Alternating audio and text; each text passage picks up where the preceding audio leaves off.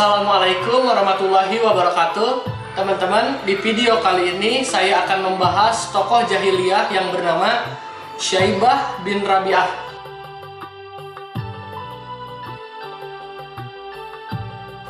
Kalau kita mendengar nama Syaibah bin Rabi'ah, pasti teman-teman sudah tahu nama tokoh jahiliyah sebelumnya, yaitu Utbah bin Rabi'ah.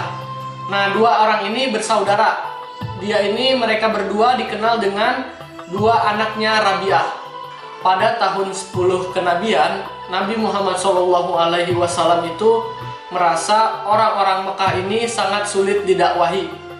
Hingga akhirnya Nabi Muhammad SAW diperintahkan untuk berdakwah di kota Taif. Nah, beliau itu didampingi oleh anak angkatnya yang bernama Zaid bin Harithah. Nabi Muhammad SAW berdakwah di kota Taif kurang lebih 10 hari.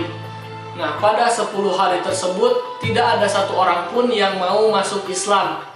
Nah, di hari ke-10 itulah Nabi Muhammad SAW dengan Zaid bin Harithah ini diusir oleh penduduk Taif.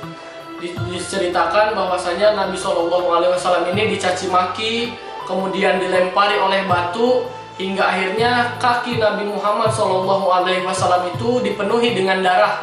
Lalu Zaid bin Harithah pun kepalanya tuh dipenuhi dengan banyak luka. Kisah ini adalah salah satu kisah yang paling sedih pada saat Nabi Muhammad SAW berdakwah. Karena Aisyah radhiyallahu anha pernah bertanya kepada Rasulullah, "Ya Rasulullah, adakah hal yang lebih berat pada saat engkau di perang Uhud?" Rasulullah SAW menjawab, "Ya, pada saat aku berdakwah di kota Taif."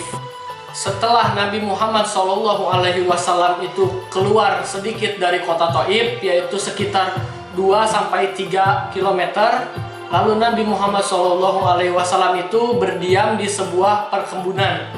Nah, pada saat itu Nabi Muhammad SAW berdoa kepada Allah Subhanahu wa Ta'ala dengan doa yang cukup fenomenal. Doa tersebut yang kurang lebih isinya seperti ini: "Ya Allah, kepadamu aku mengadukan kelemahanku, kekurangan daya dan upayaku di hadapan manusia. Wahai Tuhan yang Maha Rahim, Engkaulah Tuhan orang-orang lemah dan Tuhan pelindungku. Kepada siapa hendak Engkau serahkan nasibku? Kepada orang jauhkah yang berwajah muram kepadaku, atau kepada musuh yang akan menguasai diriku? Asalkan Engkau tidak murka kepadaku. Aku tidak peduli, sebab sungguh luas kenikmatan yang Engkau limpahkan kepadaku. Aku berlindung kepada nur wajahmu yang menyinari kegelapan, dan karena itu yang membawa kebaikan dunia dan akhirat, dari kemurkaan yang Engkau timpakan kepadaku. Kepada Engkaulah aku adukan hakku, sehingga Engkau ridho kepadaku, dan tiada dan upaya dengan melainkan kecuali kehendak-Mu." Setelah Nabi Muhammad SAW berdoa seperti itu, kemudian Allah Subhanahu wa Ta'ala mengutus malaikat Jibril alaihi salam. Kemudian malaikat Jibril alaihi salam itu berkata kepada Rasulullah, "Wahai Rasulullah, Allah telah melihat apa yang telah menimpamu. Aku diutus untuk memerintahkan malaikat penjaga gunung untuk mentaati perintahmu." Lalu malaikat penjaga gunung itu berkata kepada Rasulullah, "Aku adalah malaikat penjaga gunung, dan Rabb-Mu telah memerintahkan aku untuk mentaati perintahmu. Jika engkau sukai, maka aku akan timpakan gunung itu ke atas mereka." Lalu Nabi Muhammad SAW menjawab kepada malaikat Jibril dan malaikat penjaga gunung, "Walaupun mereka menolak ajaran Islam, aku berharap kepada Allah, anak dari keturunan mereka itu akan menyembah Allah dan beribadah kepada Allah." Lalu Nabi Muhammad SAW berdoa, "Ya Allah, berikanlah petunjuk kepada kaumku. Sungguh mereka melakukan itu karena mereka tidak mengetahui." Kisah kesedihan Nabi Muhammad SAW ini dilihat oleh Utbah bin Rabi'ah dan Syaibah bin Rabi'ah. Nah, mereka berdua ini meskipun benci kepada Nabi Muhammad SAW, tetapi ketika mereka melihat Nabi Muhammad SAW diperlakukan seperti ini, lalu Syaibah bin Rabi'ah ini mengutus anak buah hamba sahayanya kemudian memberikan setandan anggur untuk diberikan kepada Rasulullah Shallallahu Alaihi Wasallam. Adas kemudian memberikan setandan anggur kepada Nabi Muhammad Shallallahu Alaihi Wasallam. Lalu pada saat Nabi Muhammad Shallallahu Alaihi Wasallam akan makan, Nabi Muhammad Shallallahu Alaihi Wasallam itu berkata, Bismillahirrahmanirrahim. Nah, lalu Adas heran, kalimat apakah itu? Karena kalimat tersebut tidak pernah didengarkan oleh Adas. Lalu Nabi Muhammad Shallallahu Alaihi Wasallam bertanya, dari manakah engkau dan agama apakah yang kau anut? Lalu Adas menjawab, aku berasal dari negeri Ninawa dan agamaku adalah Nasrani.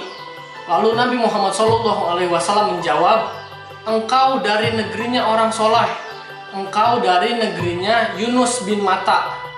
Adas terheran, kok Nabi Muhammad SAW tahu tentang Yunus bin Matta?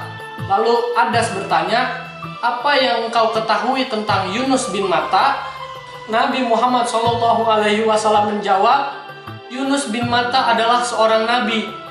Dia sama sepertiku, diutus oleh Allah Subhanahu wa Ta'ala.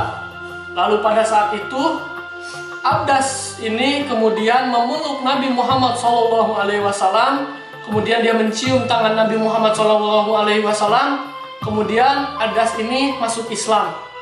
Peristiwa masuk Islamnya Adas ini dilihat oleh Utbah bin Rabi'ah dan Syaibah bin Rabi'ah. Nah, mereka berdua ini kesal. Tadinya kan mereka itu hanya menyuruh untuk memberi makan. Kenapa Adas ini bisa masuk Islam? Peristiwa masuk Islamnya Adas ini masih bisa kita kenang sampai sekarang.